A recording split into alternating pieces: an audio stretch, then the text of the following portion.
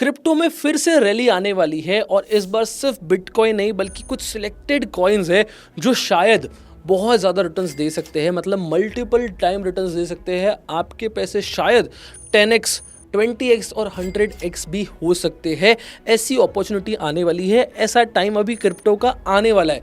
मैं ऐसा क्यों बोल रहा हूँ समझा देता हूँ। देखो, क्रिप्टो मार्केट में एक अपडेट जिसका सालों से इंतजार था, जिसकी मैं बात कर रहा हूँ, वो है क्रिप्टो क्लैरिटी एक्ट 2026।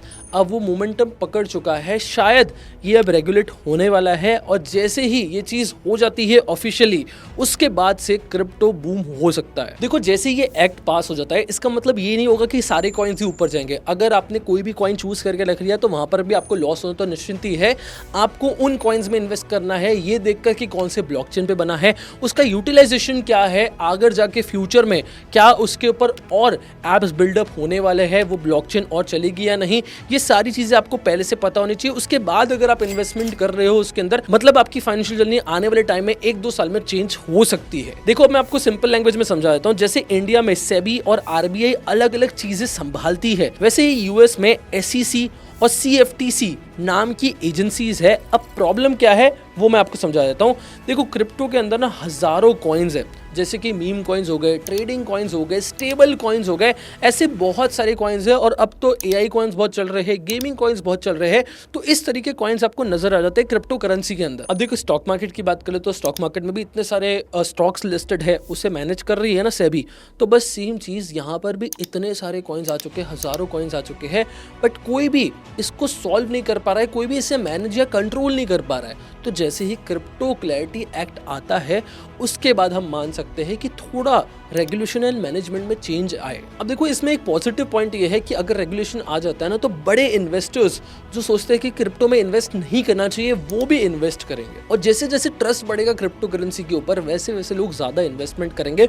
मैं ये नहीं कह रहा हूँ कि ओवरनाइट चीजें चेंज हो जाएगी, बट येस, चेंज हो सकती है। अब देखो, सबसे इंपॉर्टेंट चीज पे आ जाते हैं। देखो, मार्केट स्टेप बाय स्टेप करके आगे बढ़ने वाला है, बट अब ये जान लेते हैं कि जैसे क्रिप्टो क्लैरिटी एक्ट आता है, बिटकॉइन के अलावा और कौन से कॉइन्स बढ़ते हुए नजर आ सकते हैं। मैं ऐसे टॉप 5 कॉइन्स आपके सामने बताने वाला हूं विद क्लैरिटी। अब कॉइन्स की बात स्टार्ट करते हैं तो 5th कॉइन से स्टार्ट करते हैं, जिसका नाम है चेन लिंक। अब देखो, चेन लिंक मैं आपको सिंपल लैंग्वेज में समझाता हूं।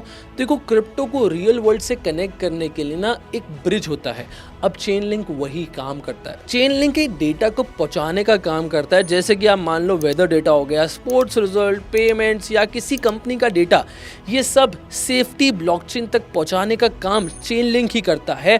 और बहुत सारे बड़े क्रिप्टो प्रोजेक्ट्स ऑलरेडी इसका यूज कर रहे हैं।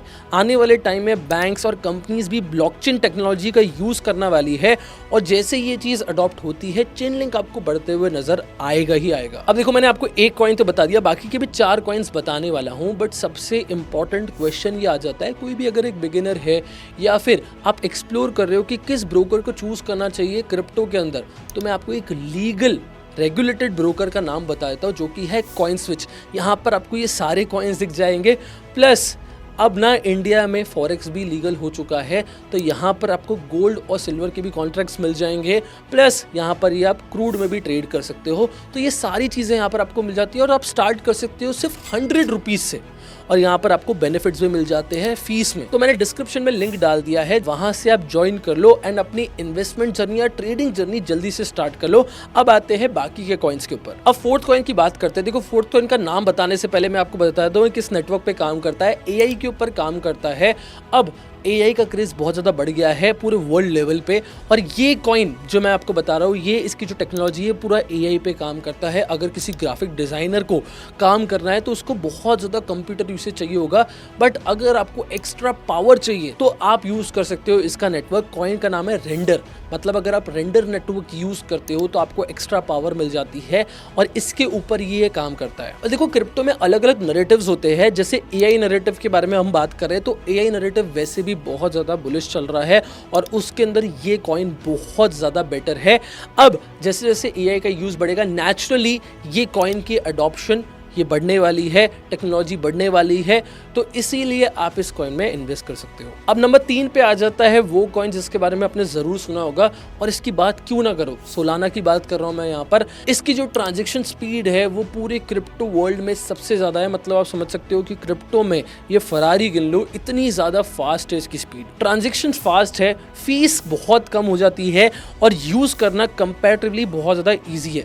इसी वजह से नए यूजर्स, नए डेवलपर्स दोनों सोलाना की तरफ अट्रैक्ट हो जाते हैं। बहुत सारे trending crypto apps and meme projects भी सोलाना के ऊपर बिल्ड होते जा रहे हैं। और सच बोलूं तो बुल मार्केट में जहां पब्लिक अटेंशन जाती है, पैसा वहीं फ्लो करता है। और सोलाना की कम्युनिटी भी बहुत ज़्यादा स्ट्रांग है। जिसकी कम्युनिटी स्ट्रांग होगी वहां पर पैसा फ्लो होते नजर आएगा ही आएगा। और दूसरे नंबर पे कॉइन आ जाता है, वो है सुई। ये एक रिलेटिवली नया प्रोजेक्ट है और देखो क्रिप्टो वर्ल्ड में नए प्रोजेक्ट्स भी सरप्राइज कर सकते हैं और इसीलिए ये कॉइन बहुत ज़्यादा बेटर परफॉर्म कर सकता है। सुई का जो मेन फोकस है वो है स्पीड और smooth user experience. Simple language में आपको समझाऊं, फ्यूचर में अगर करोड़ लोग क्रिप्टो एप्स यूज करते हैं तो सिस्टम फास्ट एंड स्केलेबल होना चाहिए। सुई उसी प्रॉब्लम को सॉल्व करने की कोशिश करता है। और अब ये जो सुई है ये थोड़ा सा अर्ली स्टेज पे है, इसी वजह से थोड़ा सा रिस्क भी है, बट जहां पर रिस्क है वहां पर आपको प्रॉफिट रिटर्न्स भी ज्यादा देखने के लिए मिल सकते हैं, रिवॉर्ड ज्यादा हो सकता है। और देखो अभी तक जितने भी कॉइन्स की बात करिए, अगर आप इसमें ट्रेड करना चाहते हो तो वॉल्यूम भी अच्छी आती है,